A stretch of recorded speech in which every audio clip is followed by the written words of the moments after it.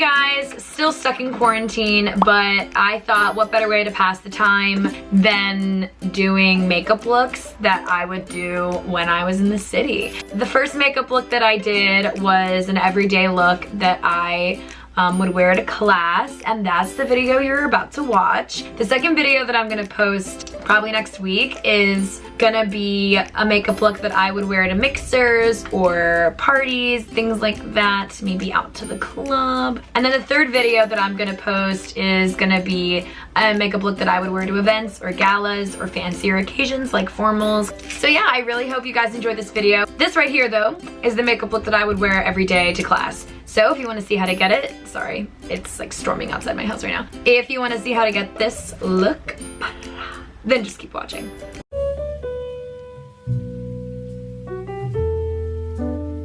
So at this point, I've pretty much done everything but my makeup, which is what I'd be doing like before going to class or something. So I don't know, right now I'm just wearing like a black, what's it called, bodysuit, and just like a felt sweater that is definitely not felt, but I don't really know what else to call it, but it's cute. It has all these cute little designs. The first thing that I like ever do though, before anything else, is I use this like vitamin Enriched face base from Bobbi Brown. And I heard about this from so many people. When I say people, I mean like makeup gurus like Jaclyn Hill and I don't know, well, I don't know particulars, but that's just who I heard it from. And basically I'll just put some on my fingers. That looks cute. And put it all over my face. And I don't know if you noticed, but sometimes skin products make me red. And here's the thing about me, honestly, I don't believe in skincare. I feel like that's such a hot take, but I don't know, I don't think it does anything. Like, I don't have a skin routine that I use when I go to bed every night, and like, I feel like everyone I know does, and these huge, like, Glossier and Kylie skincare, like, I really just don't believe in it. I actually think it's fake. I literally don't do anything for my skin, and I don't think it's that bad, honestly. Like, I guess I have some rosacea on my cheeks, but nothing major. Okay, moving on. The next thing I do is foundation, and I use the Hourglass Stick Foundation, and right now I'm using 2 shades just because I'm in this weird phase where my fake tan is coming off, and also I'm not getting any sun since I'm inside all the time. So right now I'm using a combination of vanilla and nude. Super extra, I know, but what can I say? That's me. And what I do is I then paint my face. So here we go. This is probably not how you're supposed to do it, but this is just how I put on this foundation. So once that's all good and painted, I don't know. I've been using this brush for a few years. This is a Morphe M439 in case you wanted to go and buy the exact one because I'm using it. The biggest tip I learned with blending in your foundation is, first of all, to blend it in your neck, because the amount of times I've seen people with like the dual skin thing and I'm like, girl. The 2 biggest things that I've learned with foundation is to blend it into your neck a little bit, but not like, honestly, I'm not a huge believer of blending it all down your neck, just because for me personally, I tend to break out on my neck when that happens, or get like super red for no reason, and I just don't appreciate it. So, and I do usually wear foundation every day, but on the days where I'm just like going to school or going to class, I just put a little extra foundation on because I don't usually do concealer. But the other really important thing I've learned with blending foundation, and I know that I literally blended the entire thing already, but if you were watching, what I did was I went in circles when I could, just because I found that that technique really just gets everything where it needs to go, gets it all gushed up in your pores, you know. Beauty. I'm gonna grab this Kat Von D brush and do you remember when this, I don't know if any of you guys remember or care, but I remember when this was like a dual brush. There were these bristles on one side and then the contour bristles on the other side, and I missed that. I went to the store the other day to get that, and then I realized that, I don't know if it still continued, but when I went to the store and I asked the lady, she said that it wasn't, so I don't know. Oh, and the powder I'm using is Charlotte Tilbury Airbrush Flawless Finish. So you haven't seen me really use a beauty blender yet. Honestly, if it was between beauty blenders or brushes, I'd choose brushes every time. But I do have a beauty blender. It's really gross right now, but it's fine. What I'm gonna do is just get my lids, my eyelids, because they tend to crease if I don't give them a little extra attention. Like they're creasing now, I don't know if you can see. And that's already with a layer of powder on them, so just wanna do our best, you know? Okay, now that that's over, I'm gonna go to my eyebrows. And this is gonna be like a quick little tutorial about how I do my eyebrows, because I take a lot of pride in my eyebrows. I work really hard on them. It took me years. Oh my God, if you would have seen my eyebrows 3 years ago, wow, they were really bad. And I, of course, am using the Anastasia brow pomade. Pomade? And I'm also using the conjoined brush too. Like the brush that comes with the pot. Let's zoom in a little here. Super scary. Okay, so I usually brush them out a little with the spoolie. Master technique. And then I get the other side and please focus. Please focus on my eyebrows. I start here all the time and just start to carve everything out.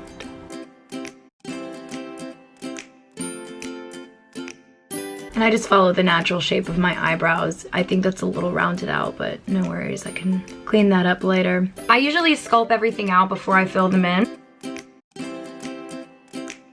I think it could use a little more thickness, so that's what I'm doing. Just brush it out. For my everyday look, I try not to make it too like, you know what I mean?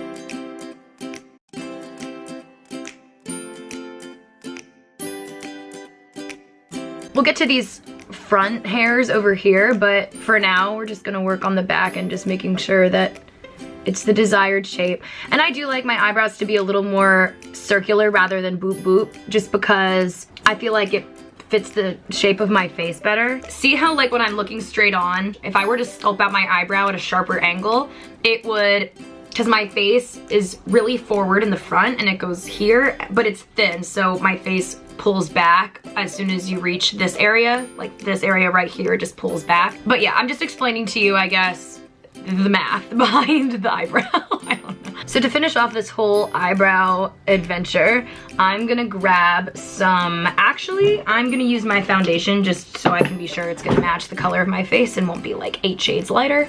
I'm gonna grab the nude Hourglass foundation stick, and I'm literally just gonna, with this little brush, which is Morphe. It's the M421. So I'm gonna sharpen this point because that was looking really dull. And then see how there's like a little bulge right here? I'm gonna clean that up a little bit too.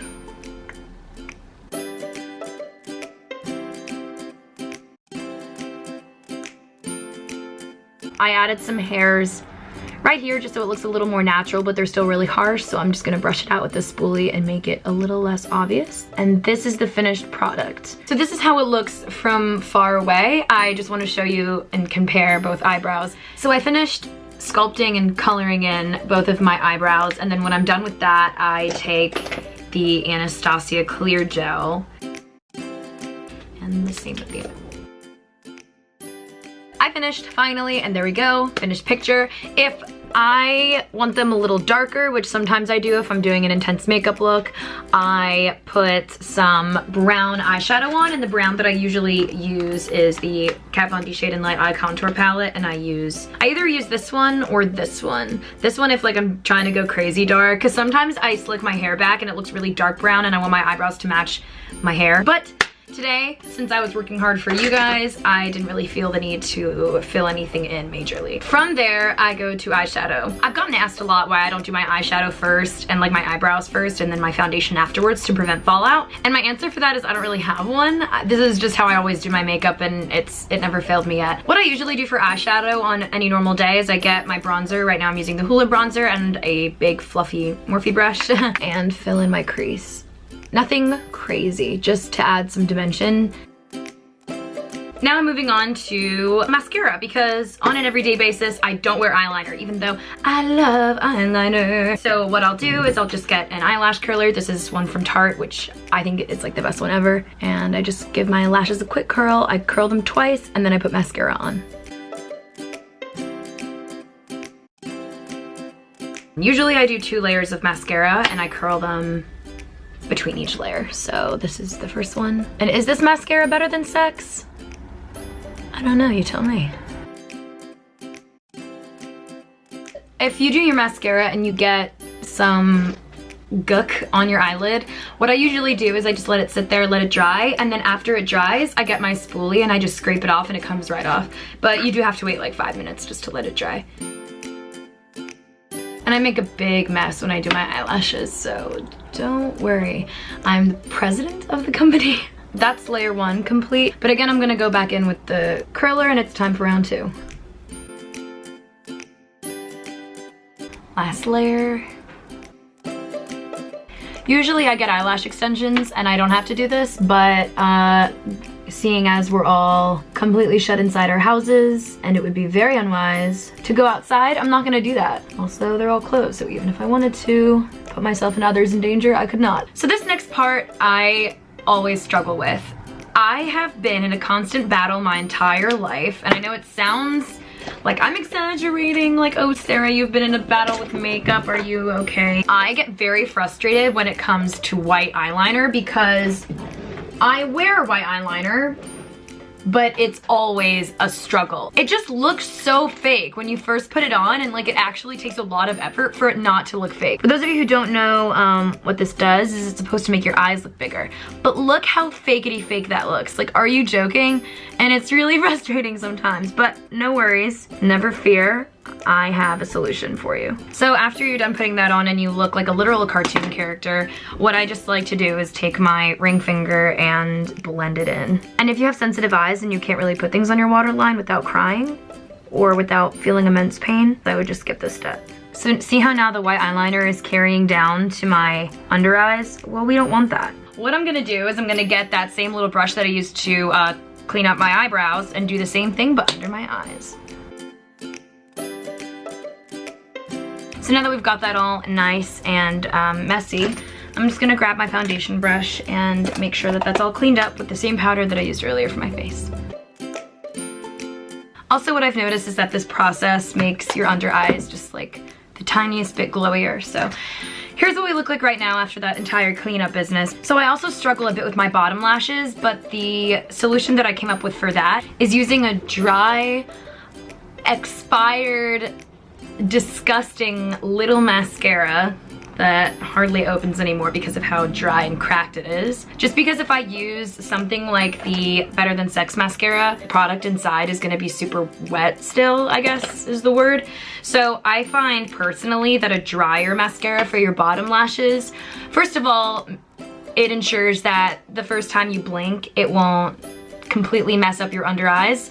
And also for me, it's just like easier to put on. It's just a lot more graceful. Welcome to the close-up of my face. And you can still see, like, I might have to fix up this white under my eyes later because it's being really annoying, but. And sweeping motions, starting from the root outwards.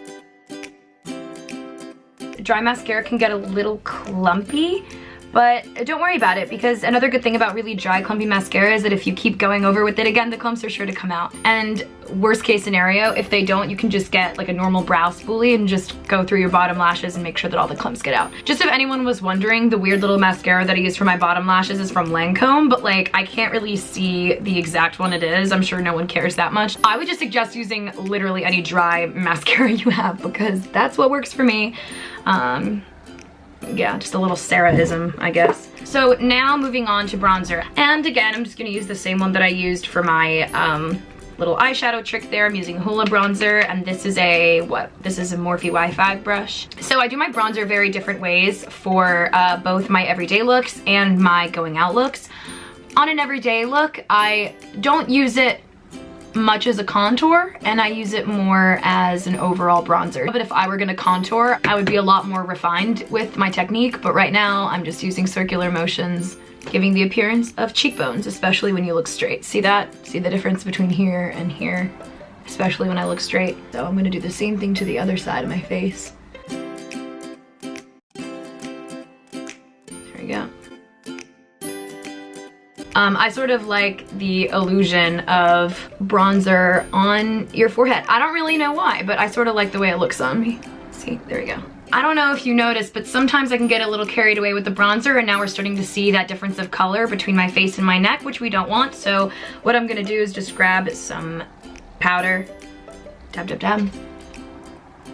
And again, I'm not gonna be too precise with this just because I'm not really trying to contour, I'm just trying to bronze. But see how much better that is now? Look at that. So now the bottom of my face and my neck match, which is definitely a good thing. And look, that even sculpted out my cheekbones a little more. See? It's just a 2-in-1, you know? For blush, I use the Too Faced Bellini blush. Oh, no. Well, technically, it's the Too Faced Sweetheart Perfect Flush Blush in Sparkling Bellini. This is an E4, I believe, unless some of the numbers are scratched off, I don't know. But I always wanna make sure to tap off the excess because you can always add more, but once you put it on your face, you can't really get it off. And I'm a really big blush person. Like, I know technically you're only supposed to put it in either the apples of your cheeks or line your cheekbone with it, but I sort of like to do both. And what I usually do if it's summer, I want to put some on my nose. I'm actually going to do it now because I haven't done it in a while. Now I'm going to move on to highlighter. And the highlighter I'm using right now, which is probably expired because this collab came out so long ago, is the Becca Jaclyn Hill. What is this called? It's like the one with 8 things in it. Hold on, it's this. I know all my Jaclyn Hill stans know exactly what I'm talking about, but look how I never use any of these blushes, and I only use, not that the blushes aren't good, I actually really like these blushes, but I've only used them once or twice because obviously the Bellini is my favorite and I'm a creature of habit. But in here we have the shades Champagne Pop, Prosecco Pop, Rose Spritz, Amaretto, and Pamplemousse. Well, that's, I think, which one's called Pamplemousse? This one's called Pamplemousse. This one right here, this one. That's crazy. Wow. Sorry, I missed something very important, and this is another technique thing that I have to tell you guys. What I usually do, and I don't know if you've heard this before, I thought I was so legendary and that I came up with it when I first started telling people about it, but then I started seeing it like pop up in makeup videos, and I was like, oh, maybe I'm not so iconic. What I like to do is just get a little bronzer on that same blending brush that I used in my crease, and I like to put some under my lips. Look at that, now I have a pout. So what I do to contour my nose is I get this little brush. It's an eye crease brush, and I probably got it for like $1.50 because e.l.f. has their dollar brush line, which is such a steal because they're actually really good brushes too. I follow the natural shape of my nose, but I like to make it a little thinner in the front. See that effect? See what I just did? I'll do it again. And also, if it's too dark, just go over it with some powder and then boom. Natural nose contour. The first big mistake that I realize with people in their nose contours is that they use a big brush like this and they just like do it haphazardly, and their nose ends up looking a little more deformed than it does contoured. A quick fix to that is to use a smaller brush. I would literally like just brown this whole thing here and just not make it seem like I had nostrils. Like if you just go from here down and just brown it, like it's no. And if you do want to clean it up, I would recommend a flat, just like a flat little brush like this, dab it in some concealer or foundation like I did, and just clean it up on the edge. And that's how usually I do my nose contour. So yeah, that's my little 2 cents on that. Now, officially, we are moving on to highlighter, and I'm using the shade Prosecco Pop. I have a really warm undertone, so I'm just gonna use this. And what I like to do with my highlighter is put it on the apples of my cheeks, like so, because see, when you look head on, you can actually see it. I also do a touch on my cheekbone. If you like to take a lighter hand with your highlighter, all the power to you. So what I do is I usually do the apples of my cheeks, my cheekbones, my chin, my cupid's bow, and then I get a smaller brush and I do the tip of my nose, and then I do my inner corners. I blend that out with my finger if it's too much, because it's always too much. And my eyebrows. Another thing that I want to mention is that you don't need a different brush for every occasion. Like these are all the brushes that I need. And even when I do a heavier eyeshadow look, I really only need like 4 or 5 brushes at most. For lipstick, I wear the exact same one every day. I wear the Huda Beauty, and I mentioned it in my last video. Let me do like that thing that all the makeup artists do.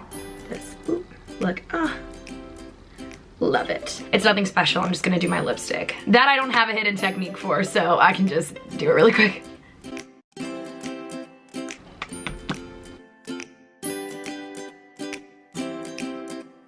Lipstick is done. The last thing I do is set my face with setting spray, and I know lots of people think setting spray is a myth, and I sort of low-key do as well, but this is the Morphe Jeffree Star setting spray, and I think just it feels really refreshing, and I think this one smells good, so I'm just gonna do it anyways. Okay, so this is makeup look number 1. Take a good look. Paparazzi, take your best shot. All right, on to the next one.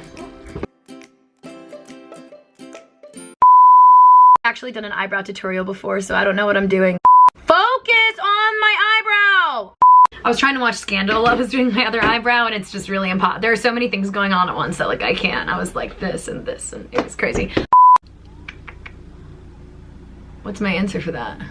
Look like, but again, ooh, my head just twitched. Is using a what? And there we go. Oh no, that doesn't look cute. Pamplemousse? What the pamplemousse? Pamplemousse, I think is that? Well, that's, I think, which one's called pamplemousse? A different brush for, I don't know if you heard that, but a car just went screeching down my road. Oh, that just got in my mouth. That was really,